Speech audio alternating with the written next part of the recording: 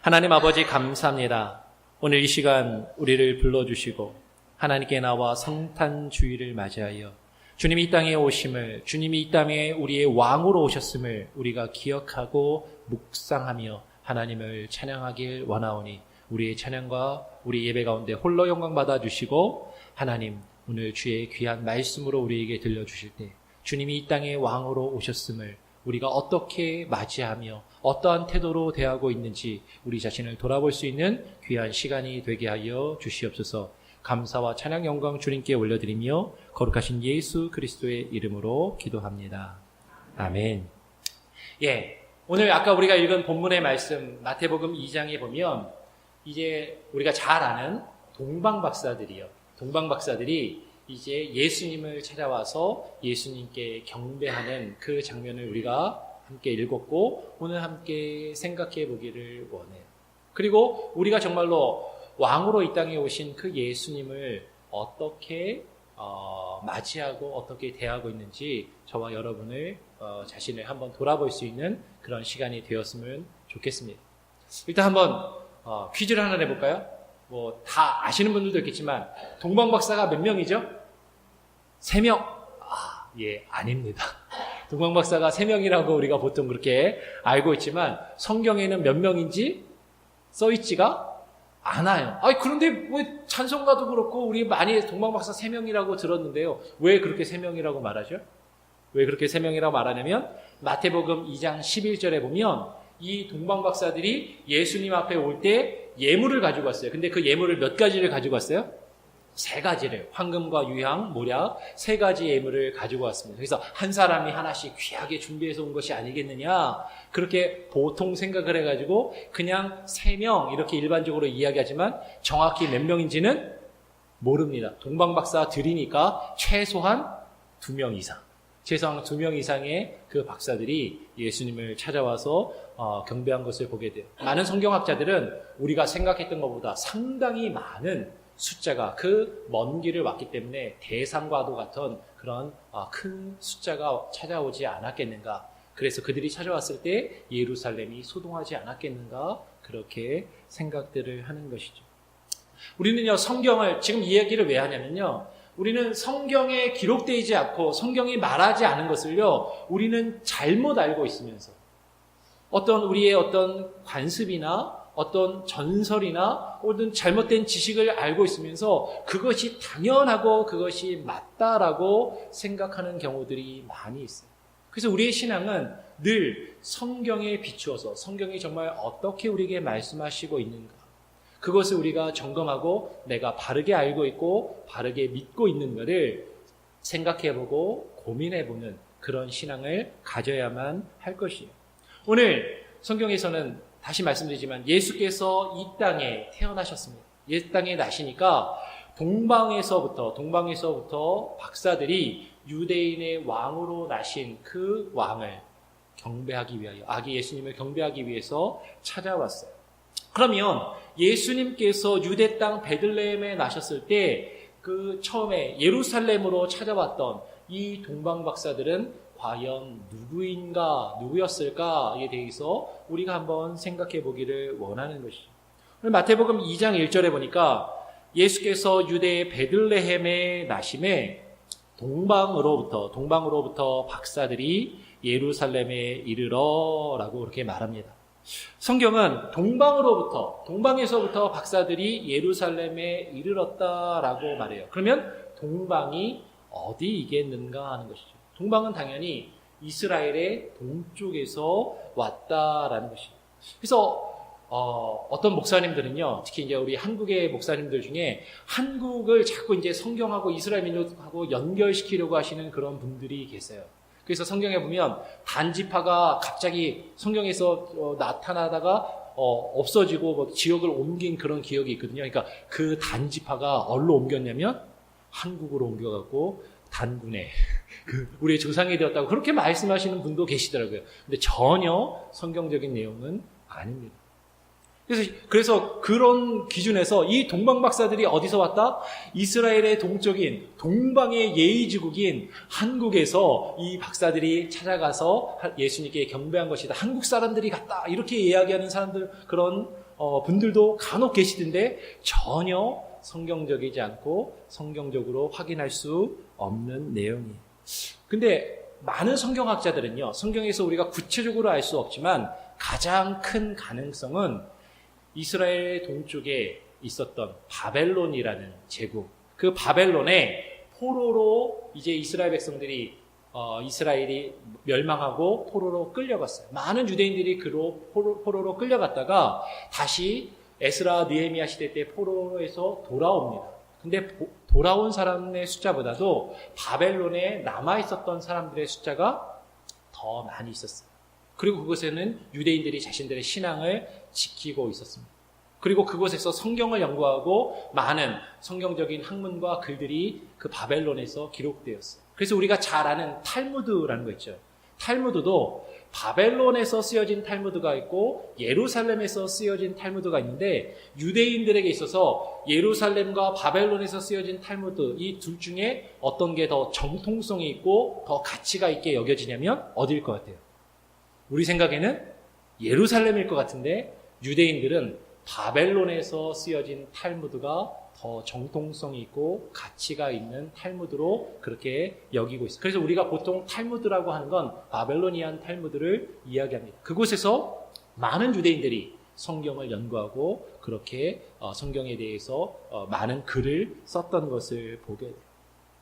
그래서 우리말로요, 박사들이라고 지금 번역된 헬라어 단어가 복수로 마고이라는 단어를 씁니다. 단수로는 마고스. 이 마고스라는 단어, 마고이, 복수로 마고이라는 이 단어가 영어 성경어로는 일반적으로 wise man, 그죠? 지혜로운 자, 현자, 현인이라고 그렇게 번역하고, 우리말로는 이 마고이를 박사들이라고 번역을 했어요.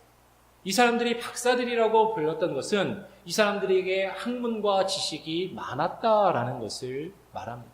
지혜로운 현자였어요. 특별히 이 사람들은 우리가 성경에서 알 수 있는 것이 별을 연구하던, 천문학을 연구하던 그런 학자들의 가능성이 매우 크다라는 것이죠. 그래서 어떻게 알 수 있냐면, 보통 사람들은 발견하지도 못하고 알아차리지도 못한 유대인의 왕이 탄생하실 그 별을 그들은 발견하고 그것을 관찰하고 그 별을 따라서 예루살렘까지 경배하러 왔기 때문이에요. 보통 사람들은 그것을 알지 못했습니다. 심지어 예루살렘에 살던 사람들조차도 그 별을 발견하지 못하고 그 의미를 알지 못했다라는 것이죠. 근데 이 동방의 박사들은 그 신비한 별을 보고 관찰하였을 때 왜 예루살렘으로 찾아왔을까 하는 것이죠. 왜 예루살렘으로 찾아왔을까? 아까도 말씀드렸지만 이 사람들은요, 단지 별만 연구하는 사람들이 아니었던 거예요. 별만 연구했던 것이 아니라 이 사람들은 성경과 성경에 기록된 예언에 대해서도 잘 알고 있었던 사람들이다라는 것이죠. 그 별의 징조를 보았을 때 그들이 알고 있던 그 성경의 예언의 말씀이 이제 이루어지는구나, 그것을 깨닫고 그렇게 이해하고 그렇게 해석하고 실제로 예수님께 나와 경배하며 주님을 찬양했던 사람들이다라는 것입니다. 다시 이야기하지만 바벨론의 포로로 끌려갔던 유대인들, 바벨론의 포로에 귀족들이나 학자들이나 그런 지식인들이 많이 대부분 다 포로로 끌려갔고, 이스라엘에 남아있는 사람들은 서민들, 평민들, 못 사는 사람들만 남아있었어요. 그들 포로로 끌려갔던 사람들 중에 성경을 깊이 연구하고 별을 연구하던 학자들이 그들 중에 예수님의 탄생을 이제 별을 보고 찾아온 것이 아닌가, 그것을 경배하며 축하하기 위해서 찾아온 것이 아닌가 보는 것이 가장 타당하고 일반적인 이해다라는 것입니다. 그러면 그 동방 박사들이 별을 보고 왔어요. 그 별은 어떤 별을 보고 예수님을 찾아왔을까 하는 것이죠. 일반적으로 이 동방 박사들이 보고 온 별을요, 보통 별똥별, 그죠? 유성, 밤하늘의 별이 쫙 이렇게 떨어지는 그 별이 아닐까, 그렇게 생각하기도 하고요. 또 최근에는 이렇게 생각하시는 분들도 있어요. 우리가 이제 천문학이 발달하다 보니까 뭐가 와요? 주기적으로 태양과 지구 근처에 오는 해성이라는 게 있습니다. 해성. 그래서 어떤 이들은 헨리 해성 같은 그런 해성이 이제 지구로 접근해 왔을 때 그 해성을 보고 예수님을 경배하러 온 것이 아닌가 그렇게 이야기를 해요. 그런데 성경을 우리가 잘 읽어보면요. 동방박사들이 보고 온 별은요. 최소한 별똥별은 아니었던 것 같아요. 우리가 잘 아는 것처럼 별똥별은 어때요? 밤하늘에 한번 순간적으로 촥 떨어지면 끝나는 별입니다. 근데 왜 별똥별로 이렇게 생각을 했냐면 옛날에 고대의 어떤 전설이나 신화들에 보면 별똥별이 떨어지면 왕이나 위대한 인물이 탄생하거나 죽는 것을 그렇게 표시한다라는 그런 믿음이나 생각들이 있었기 때문에 그 동방박사들이 별똥별을 본 것이 아니겠는가 그렇게 생각을 해요. 그리고 해성도 오늘날 과학에서 해성이 그럴듯하니까 한 기원 후 1000년 이후로 1300년 이후로 그런 일들이 이제 해석들이 있게 됩니다. 그런데 오늘 성경을 잘 보세요. 9절 말씀해 보니까 동방박사들이요 그 별을 동방에서 보고 이제 예루살렘에 왔어요. 그런데 그 별이 사라졌다가 다시 그 별이 예루살렘 남쪽에 있는 베들레헴 위에 머물러 있는 것을 보게 됩니다. 2장 9절, 마태복음 2장 9절 말씀을 우리 다 같이 한번 읽어볼까요? 마태복음 2장 9절 같이 한번 읽어보겠습니다. 시작. 박사들이 왕의 말을 듣고 갈새 동방에서 보던 그 별이 문득 앞서 인도하여 가다가 아기 있는 곳 위에 머물러 섰는지라. 아기가 있는 곳 위에 머물러 섰는지라. 그래서 별똥별은요, 아까 말씀드린 것처럼 밤하늘에 한번 떨어지면 불타서 없어지는 별이에요. 근데 그 동방에서 봤던 그 별이 다시 나타나서 떠 있다가 머물렀다라는 것이죠. 근데 해성은, 헨리 해성 같은 경우는 보면은 사실은 2번 관찰이 가능하다 그러더라고요. 태양 근처로 그 해성이 딱 접근할 때, 이게 주기가 잘 맞으면 접근해 오는 헨리 해성이 보였다가 이제 태양을 삥 돌아가지고 멀리 갈 때 몇 개월이 지난 다음에 이제 떠나가는 헨리 해성을 이렇게 또 2번째로 관찰이 가능하다라고 그래요. 그래서 이 해성이 아니겠는가라고 생각하는 사람들도 있습니다. 그런데 중요한 게 뭐냐면 그 별이 쭉 가다가 어떻게 돼요? 베들레헴 위에 머물러 서 있더라라는 것이죠. 여기서 머물러 서 있더라라는 것이요. 우리가 생각하는 것처럼 밤하늘에 별똥별이 쭉 떨어지다가 탁 이렇게 멈춰 있는 그런 멈춤이 사실은 아니다라는 거예요. 그래서 이 성경에 나오는 이야기들을 이제 과학적으로 어떻게 이해하고 설명할 수 있을까 막 연구하는 학자들이 있어요. 그 학자들을 뭐라 그러냐면 창조 과학자들이라고 이야기합니다. 창조 과학자. 저는 개인적으로 성경을 창조 과학으로 이해하고 푸는 것이 썩 바람직하다고 생각하진 않아요. 왜냐하면 성경이 과학책은 아니기 때문이죠. 그런데 그 창조 과학이 때로는 우리가 성경을 이해하는데 많은 도움을 주는 것이 사실이긴 합니다. 근데 주의할 점이 있어요.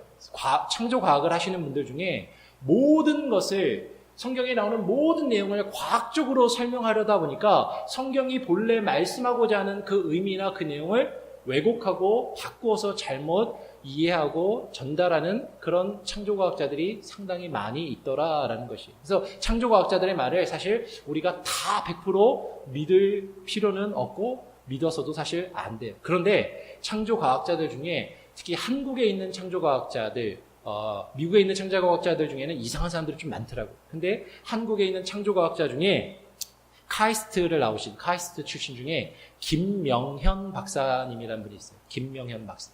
이 김명현 박사가 창조과학에 대한 강의를 많이 하셨는데 인터넷에도 보면 찾아볼 수 있습니다. 유튜브에서 창조과학 김명현 박사 이렇게 치면 그분이 강의한 창조과학 시리즈가 쭉 있는데 제가 쫙 들어보니까 그분은 참 들을 만한 그런 강의를 하세요. 여러분 시간이 되시면 한번 들어보시기 바라요.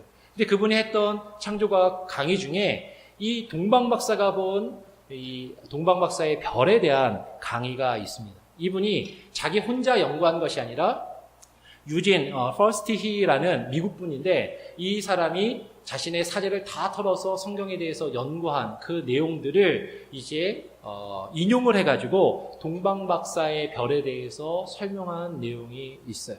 그래서 저는 이제 그 김명관 박사가 설명한 그 내용을 보았는데 상당히 설득력이 있고 우리가 한번 고민해 볼 그럴 내용이 됩니다. 그래서 이분은 뭘 얘기하냐면 별똥별이나 혜성이 아니다라는.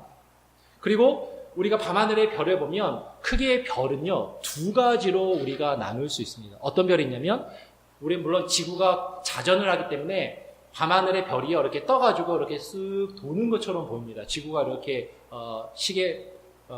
시계 방향으로 돌죠. 시계 방향으로 이렇게 돌면 반대로 별들은 밤하늘의 별들이 시계 반대 방향으로 이렇게 쭉 도는 것처럼 보여요. 근데 그들이 별이 돌지만 별자리는 변하지 않고 늘 그 자리 그대로 있습니다. 그래서 밤하늘에 그 자리 그대로 있는 별을 우리는 보통 뭐라고 그러냐면 항성, 항상 그 자리에 떠 있는 별이라고 해서 항성이라고 그래요.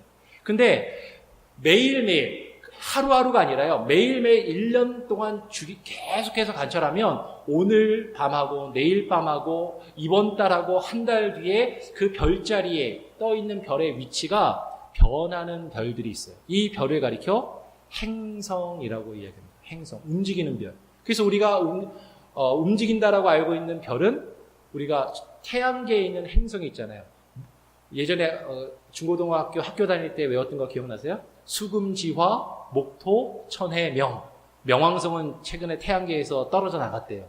하여튼 그 움직이는 태양의 주위를 돌기 때문에 지구에서 보면 움직이는 것처럼 보이는 행성이 있습니다. 행성, 움직이는 별이 있는데 그 움직이는 별 중에 이 창조과학자가 말하는 것이 3개의 별, 목성이 있거든요. 이 목성, 주피터라고 하는 별은 보통 왕의 별이라고 불립니다. 목성하고 그리고 토성은 세턴이라고 불리는데 이 세턴은 주피터의 아버지예요. 그 그리스 로마 신화에 보면 그 아버지를 나타내는 별입니다. 그리고 비너스, 금성이 있는데 금성은 보통 처녀를 나타내는 이 별. 이 3개의 별이 하루 동안에 움직이다 순간적으로 우리 눈에 보이게 멈추는 게 아니라 매일매일 관찰했을 때 이 별이 계속해서 조금씩 움직이는데 그러니까 일반 사람들은 볼 수가 없는 거죠. 매일매일 별을 관찰하는 그 천문학자들만 별이 움직이는 것을 오늘 내일 계속 관찰하면서 이번 달 다음 달 별이 움직이고 있는 것을 볼 수가 있는데 이 별들이 계속해서 태양이 움직이는 황도라고 그러죠. 태양이 지나가는 그 길을 따라서 이 행성들도 다 움직이는 거예요. 근데 어느 순간에 이 목성과 토성이 그리고 금성이 한데 모여서 춤을 추다가 이게 앞으로 갔다가 뒤로 갔다가 앞으로 갔다가 이렇게 움직이거든요. 왜냐하면 지구가 자전과 공전하기 때문에 자세한 설명은 유튜브를 참고하시기 바랍니다. 지금 설명드릴 수 없어요. 인터넷에 보시면 아주 구체적으로 잘 설명했어요. 이 별들이 태양을 따라서 태양의 길을 따라서 앞으로 갔다가 뒤로 갔다가 움직이다가 이 3별이 한데 딱 만나가지고 앞서가던 토성을 이제 목성이 아들이 왕의 별이 그 토성을 지나서 가다가 다시 뒤로 갔다가 앞으로 가면서 금성과 만나가지고 춤을 추는 그 장면이 나타나게 돼요. 그 특이한 현상이 아주 몇백 년에 한 번씩 나타나는데 그 현상을 기준으로 이제 동방의 박사들이 이것을 본 것이 아닌가 그렇게 이야기합니다. 한번 보세요. 상당히 설득력이 있고 우리가 한번 고민해 볼 필요가 있습니다. 그래서 이 창조과학자들은 동방박사들이 별을 보고 예수님의 탄생을 축하하고 경배하기 위해서 왔는데 이제 컴퓨터 프로그램을 이제 천문학 프로그램이 있으니까 프로그램을 쫙 돌리면 그 별들의 연대가 정확하게 계산이 된다라는 것이죠. 그래서 언제 왔을까? 여러분 언제 왔을 것 같아요? 내일이 성탄절입니다. 우리는 예수님이 오신 날을 언제로 지키죠? 12월 25일. 근데 이 12월 25일은 사실은 예수님께서 탄생하신 이 땅에 오신 정확한 날짜는 아니에요. 아까도 이야기한 것처럼 동방박사가 3사람인 것처럼 성경에 예수님이 12월 25일에 태어나셨다라고 기록된 것은 성경 어디에도 없습니다. 성경은 언제 예수님이 정확히 탄생하셨는지 혹은 우리가 계산해 보거나 유추해 볼 만한 근거도 성경 안에는 없어요. 그래서 12월 25일을 성탄절로 지키는 것은 기원 후 AD 338년 이후부터 로마의 국교로 기독교가 된 이후에 실제로 로마의 태양신을 섬기며 축하하던 한 절기가 있는데, 태양신을 섬기던 그 절기에 이제 예수님의 탄생을 기념하는 날로 같이 결합해서 지켰다라고 보는 것이 일반적인 견해입니다. 물론 다른 몇 가지 학설이나 가설이 있긴 해요. 근데 이것이 가장 일반적인 견해예요. 그래서 12월 25일이 성경적이진 않다. 그리고요, 심지어 우리가 천주교회나 우리 개신교, 서방 기독교는 12월 25일을 성탄절로 지키지만 동방 기독교가 있거든요. 그리스 정교회나 보통 러시아 정교회라고 불리는 그런 서방 정교회나 다른 아프리카에 있는 콥틱 교회 같은 경우는 다른 날을 성탄절로 지킵니다. 그래서 예를 들면 러시아 정교회, 동방 정교회 같은 경우에는, 그리고 콥틱 교회는 1월 달 6일과 7일, 아마 음력으로 세는 것 같아요. 1월 6일에서 7일을 성탄절로 지키고, 아르메니안 처치, 미국에도 보면 간혹 가다 보면 아르메니안 교회들이 있습니다. 아르메니안 교회들은 1월 28일에 성탄절로 지켜요. 그러니까 정확히 언제 예수님이 오셨는지 알 수 없고, 사실은 기독교의 큰 교파마다 성탄절을 지키는 날짜도 사실은 다르다라는 것이죠. 그래서 이 김명현 박사도 12월 25일이 아니면 언제일까? 컴퓨터를 쭉 돌려가지고 컴퓨터로 계산을 딱 해봤더니 여러 그 역사적인 자료들과 천문학의 컴퓨터 프로그램을 연결해가지고 계산을 해봤는데 상당히 설득력이 있습니다. 그런데 계산해보니까 예수님이 언제 태어나셨냐면 올해가 몇 년이죠? 2017년. 기원 전과 기원 후의 기준이 우리는 예수님이 태어나신 날이니까 어떻게들 알고 계시냐면 예수님이 정확히 2017년 전에 기원전 0년 딱 그 기준에 12월 25일에 태어나시고 그 다음부터 이제 1년, 2년 이렇게 센 것이 아닌가라고 생각하는데, 많은 성경학자들도 그렇고 지금 컴퓨터로 돌려보니까 예수님이 탄생하신 날은 기원전 6년 양력으로 치면 5월 14일이 아니겠는가 그렇게 이야기를 하더라고요. 유대력으로는 이하르 28일이라고 하는데 그렇게 설명을 합니다. 그런데 여러분, 제가 말씀을 드리는 이유는 김명환 박사의 이 말이 무조건 옳으니까 이제부터 우리는 12월 25일에 성탄절을 안 지키고 우리 교회는 매년 5월 14일에 성탄절을 지키겠습니다. 그거를 말씀드리려고 하는 것이 아니에요. 우리가 예수님을 태어나신 그 정확한 날은 알지 못합니다. 알 수 없어요. 그래서 엄밀한 개혁주의를 부르짖는 분들 중에는, 장로교 목사님들과 신학자들 중에는 12월 25일에 성탄절을 지키는 것을 반대하고 성탄절 자체를 안 지키시는 분들도 있습니다. 근데 우리가 그럼에도 불구하고 12월 25일에 성탄절을 지키는 그 이유는 무엇인가? 그리고 오늘 우리가 성탄의 주일로 예배를 지키는 이유는 무엇인가?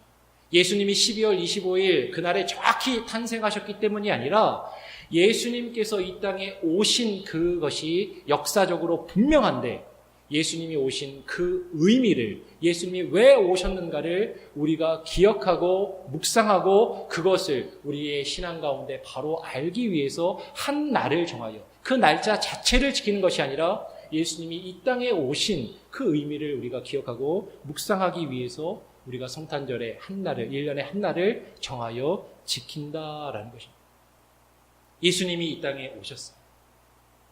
예수님이 이 땅에 어떻게 오셨는가? 유대인의 왕으로 태어나셨습니다. 그 예수님께서 이 땅에 유대인의 왕으로 태어나셨을 때 예수님을 맞이한 세 부류의 사람이 있었던 것을 오늘 마태복음 2장에서 우리는 발견하게 돼요. 첫 번째 부류의 사람은 어떤 사람입니까? 우리가 지금 이야기한 것처럼 동방박사입니다.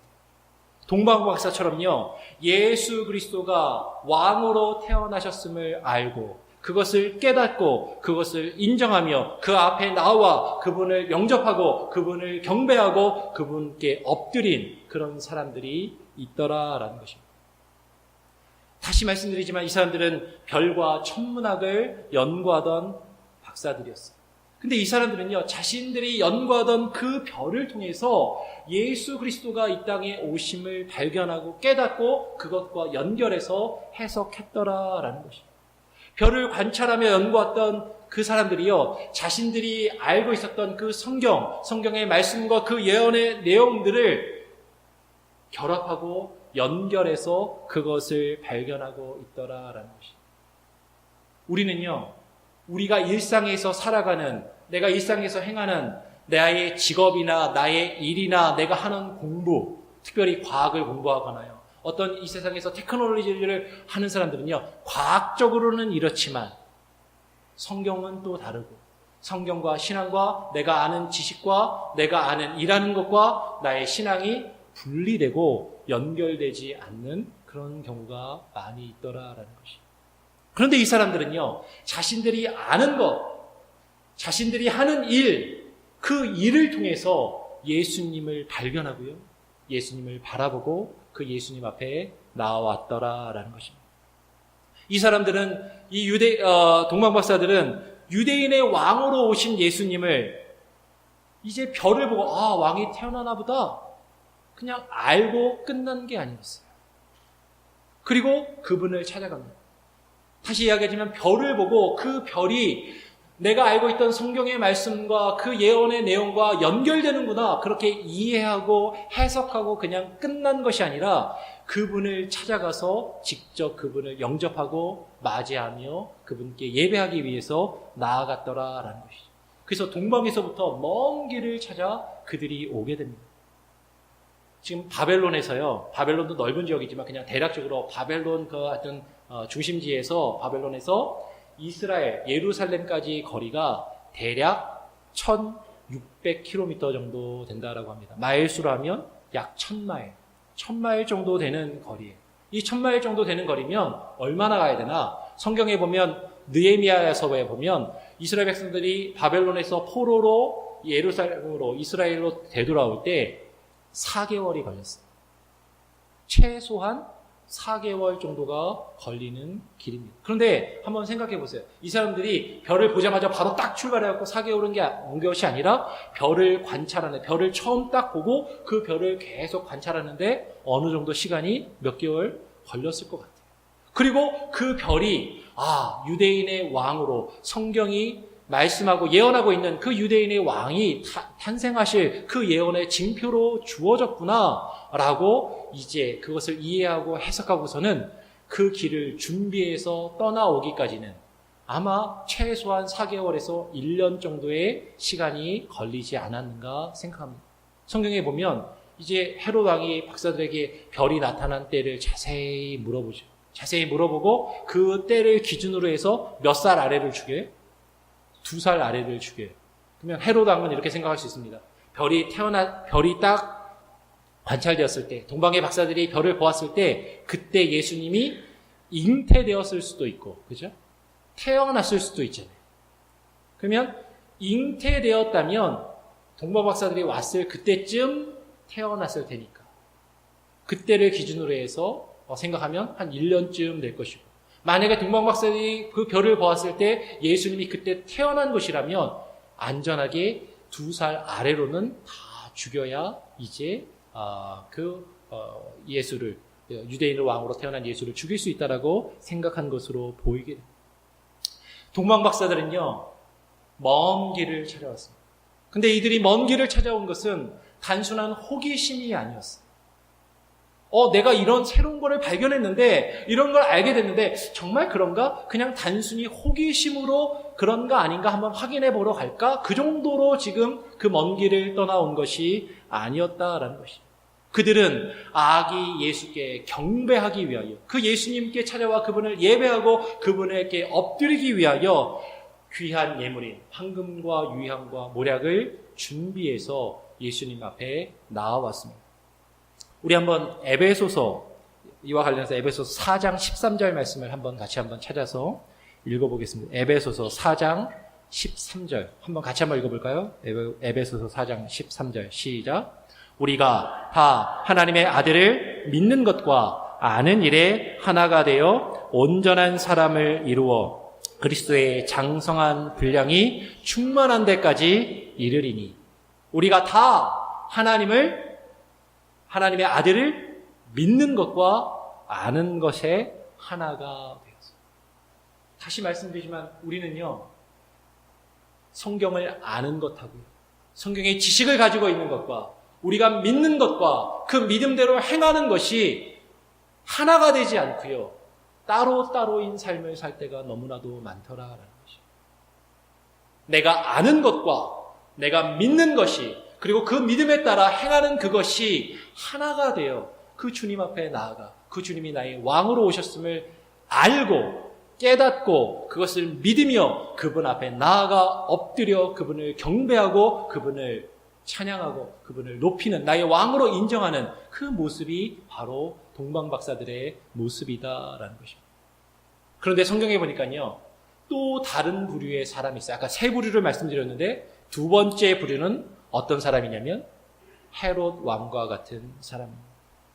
헤롯 왕은요, 예수님께서 이 땅에 오심을, 유대인의 왕으로 메시아가, 그리스도가, 구원자가 오심에 대해서 관심도 없고 그것을 인정하지도 않고 그분을 찾아가기를 거부했던 사람이에요.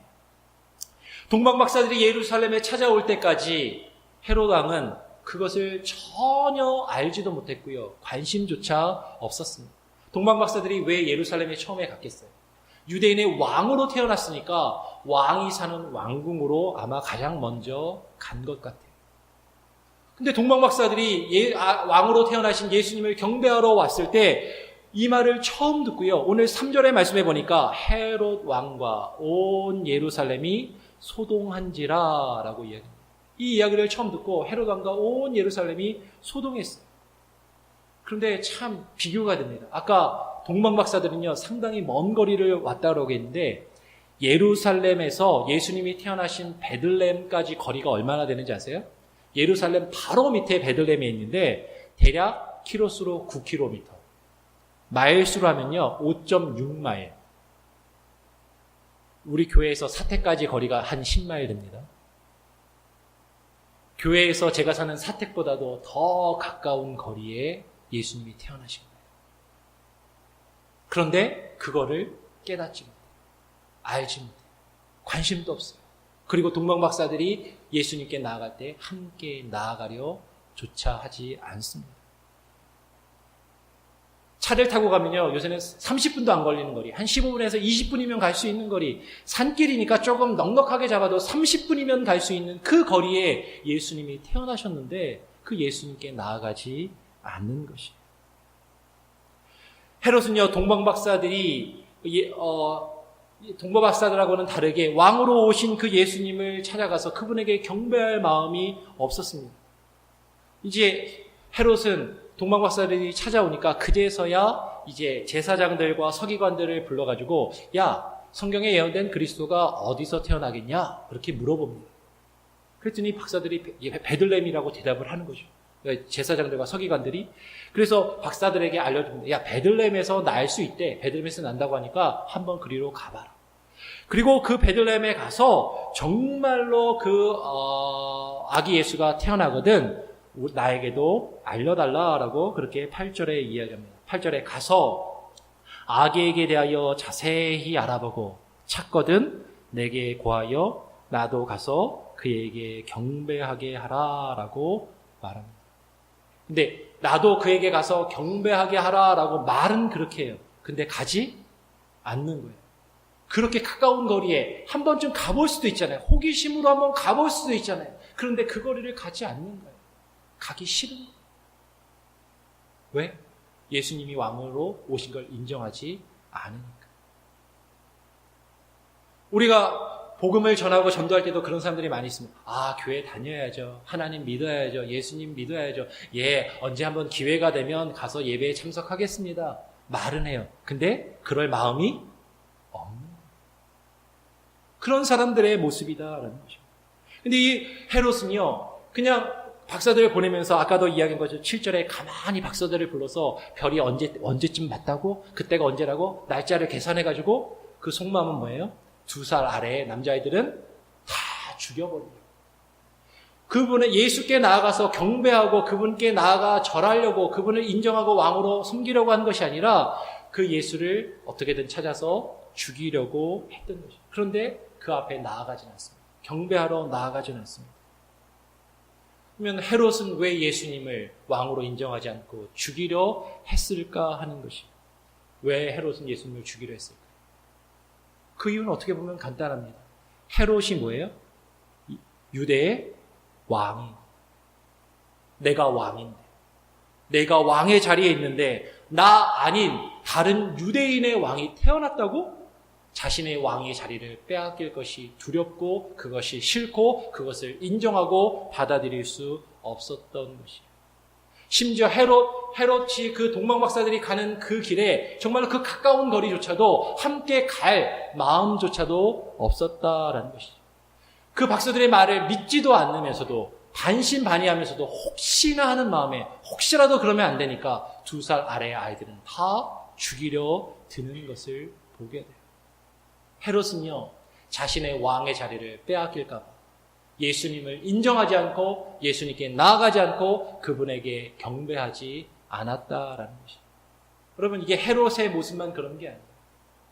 헤롯 왕과 같이요, 우리 각 사람도요, 나 자신의 삶에 있어서, 나의 인생에 있어서 내가 왕인 사람들이 있어요. 내가 왕인데, 내가 내 인생의 주인인데, 내 인생의 왕이 나인데, 누가 나의 삶을, 내 인생을 관여하고 주관하고 내 인생을 자기 마음대로 움직이기를 바라지 않는 거예요. 그 예수님이 이 땅에 그 왕으로, 우리를 다스리시고 우리를 통치하신 왕으로 오신 것을 받아들이지 않고 인정하지 않는 사람들이 두 번째 부류의 사람이더라라는 것입니다. 그런데 더 중요한 것이 있습니다. 세 번째 부류의 사람. 세 번째 부류의 사람이 어떤 사람인지 아세요?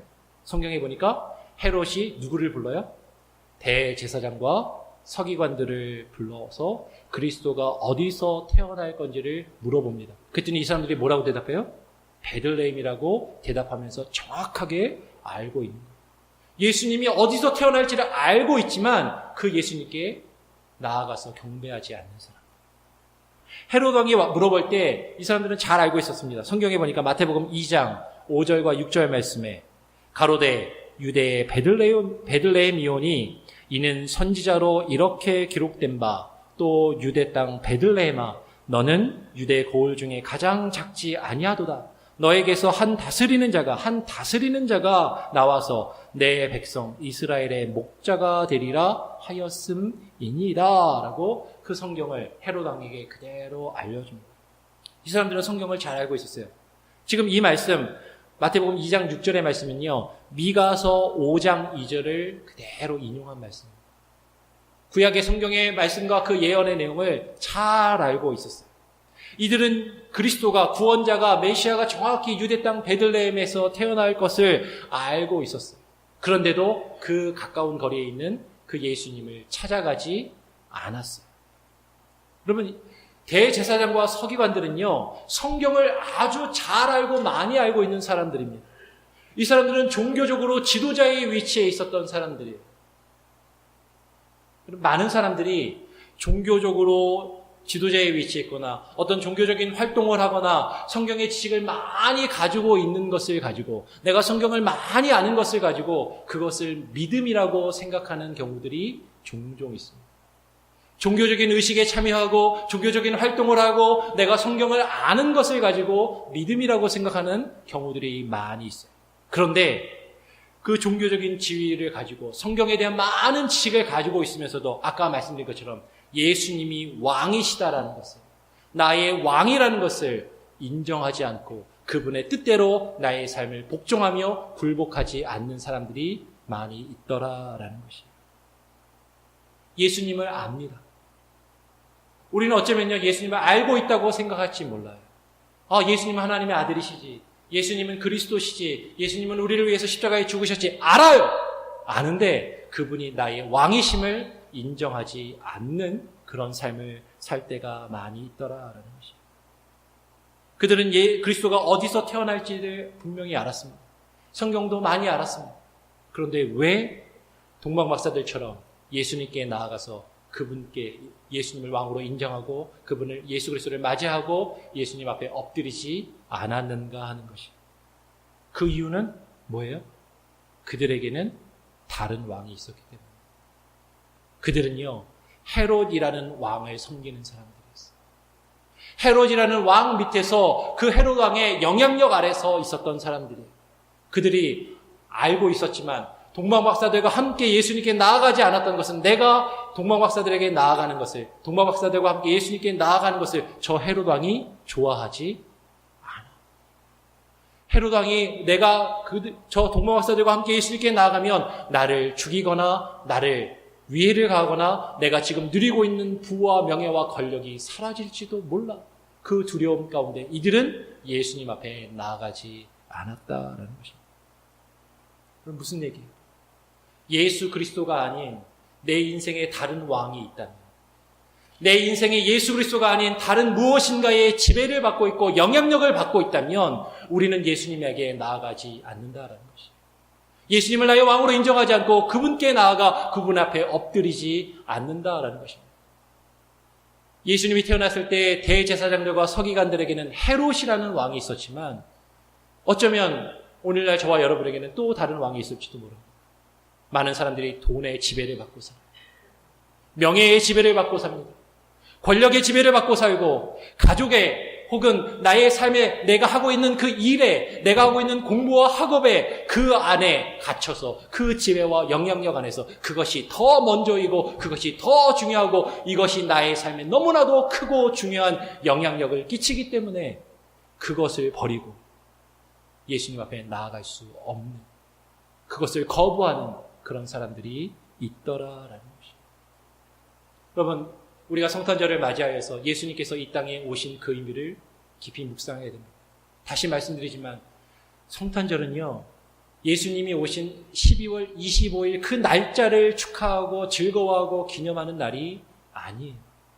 예수님이 우리의 왕으로 오셨음을 알고 그것을 깨닫고 그저 아는 것으로 끝나는 것이 아니라 그것이 우리의 믿음과 연결되고 그것을 통하여 주님 앞에 나아가 주님을 나의 왕으로 인정하고 그 앞에 엎드리며 주님의 주권과 주님의 다스리심이 저와 여러분의 삶 가운데 충만히 일어날 수 있는, 그리고 그것을 묵상하며 이루어갈 수 있는 저와 여러분이 되기를 간절히 소원하고 축원합니다. 기도하겠습니다. 하나님 아버지 감사합니다.